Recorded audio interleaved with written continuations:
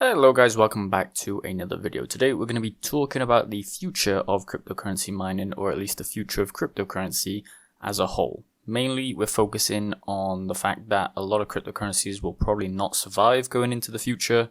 We're talking maybe 10-20 years down the line. We're already kind of seeing it with coins that were made maybe 3, 4, 5 years ago that have, no utility right now, that not many people are actually using. So we have basically all the mining coins here. You have Bitcoin, Dogecoin, Kaspa, this new one which is ALO or ALO.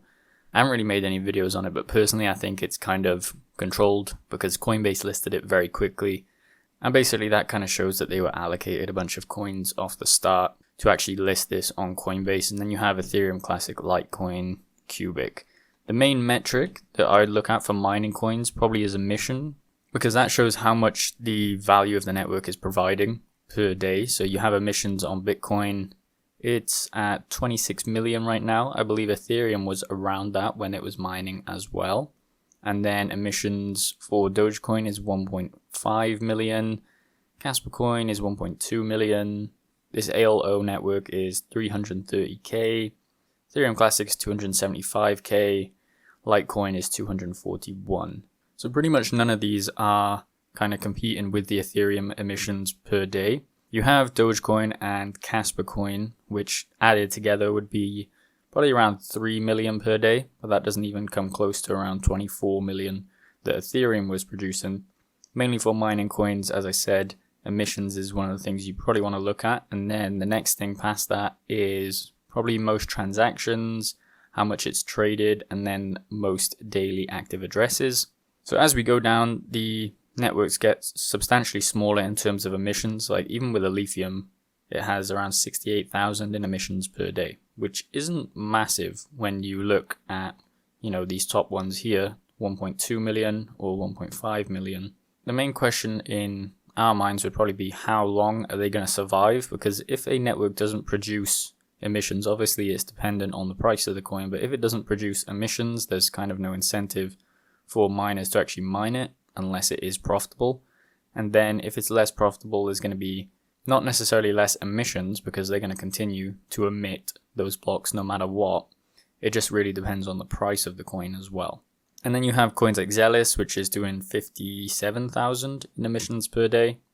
So anything under kind of 100,000, I would consider, there's not really much potential in the future. Let's just say that. Flux, the emissions is 16,000, Nexa 15, so you can kind of see how I think that these are dying chains at least. You do obviously have to look at transactions on the network, and I know that a lot of these, even Cadena, the price is not great obviously. Emissions is 36,000 still, so there are still people mining on that network, but I don't think anyone's necessarily profitable at home mining at least. So as I said, where do I think this is going to be in the future? I mean, Bitcoin, that's a given. Dogecoin has a massive amount of market cap and still kind of relatively has transactions on the network. Kaspa coin is kind of emerging. We need to see it hit its peak, basically in transactions and the emissions, to see how we match it up against them. I don't think this ALO is going to survive. Ethereum Classic has been around for a while, so I'm not going to discount that. But obviously the Ethereum chain is the bigger one and people use that way more. Litecoin, I'd kind of group it in with Ethereum Classic. I still think people are going to transact on there. I just don't think that going into the future there's going to be much use on the network, but they're still going to be around. And then for the rest of them, apart from Monero, because that always survives, Alephium possibly, Ravencoin possibly as well, just because Ravencoin's been around for a while. The rest of them, I don't really see them going too far in terms of, transactions on the network. And then a lot of them are kind of cryptocurrencies that are associated with companies. If you get what I'm saying, like Dynex is a cryptocurrency as the base layer to transact on, but then it brings you to a kind of second layer, which is the computer model that's on it. Same with Flux, proof of use or work, that kind of works the same way.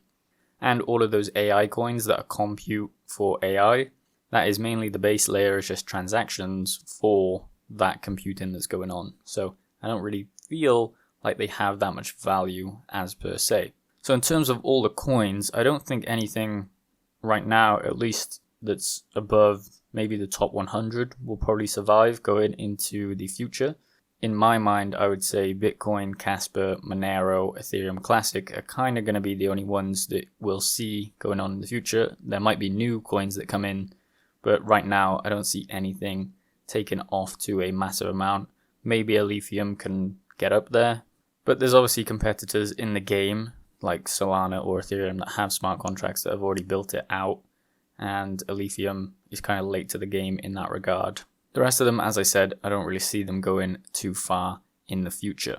When we look at the most transaction activity on a network, I know this isn't necessarily a great indicator of how big a network is, but it is a good indicator of how many people are actually using this network for the intended purpose of a network. So you have Tron, EOS, Stellar, XRP, Algorand, Ethereum, Bitcoin, Dogecoin, Litecoin. So Litecoin, Dogecoin, Bitcoin probably going to be around. They always stay around. And then Monero is down there as well. Avalanche, USDT, and then USDC. So those are kind of given ones. I think the transaction number up here to do with Tron is probably the USDT that actually goes through it. I don't think that on the actual base layer they have that many transactions right there. I think mainly people are using this for USDT, so that kind of counts into the transactions that are going on because you have to spend a fee in Tron to actually send it over as well. And you can kind of say the same for others that are on USDT like Ethereum or BNB, but it just so happens that Tron is the highest number of transactions on the network right now. And then when you go to another metric, which is most traded, obviously you have USDT, Bitcoin, Ethereum, First Digital USD. I've seen that on Binance, but I think all the stable coins can kind of be discounted at this point. BNB is purely because people use Binance. Solana, I think there is network usage. XRP, a lot of people use that. The main metrics that you'd be looking at is volume to market cap. So USDT has a great volume to market cap. Bitcoin doesn't necessarily have a great volume to market cap when you're looking at it, but it is a massive coin. Same with Ethereum. But as I just go back to transactions on the network, if we scroll down, you can see probably by the time you get down here, there's way less transactions on the network on all of these coins, and I don't think they're going to make it into the future. That's mainly what I'm talking about. Same with the most traded. So in volume, if you keep scrolling down, there's not a lot of volume within these coins that you see at the bottom here. The main volume is really taken up by these top 20, maybe 30 coins that you see right here. So anything with really low volume, obviously, I don't think is going to last in the future. And then you have another metric we can look at, which is most daily active addresses, which would kind of give us an indication of how many people on the network are actually using the network actively daily.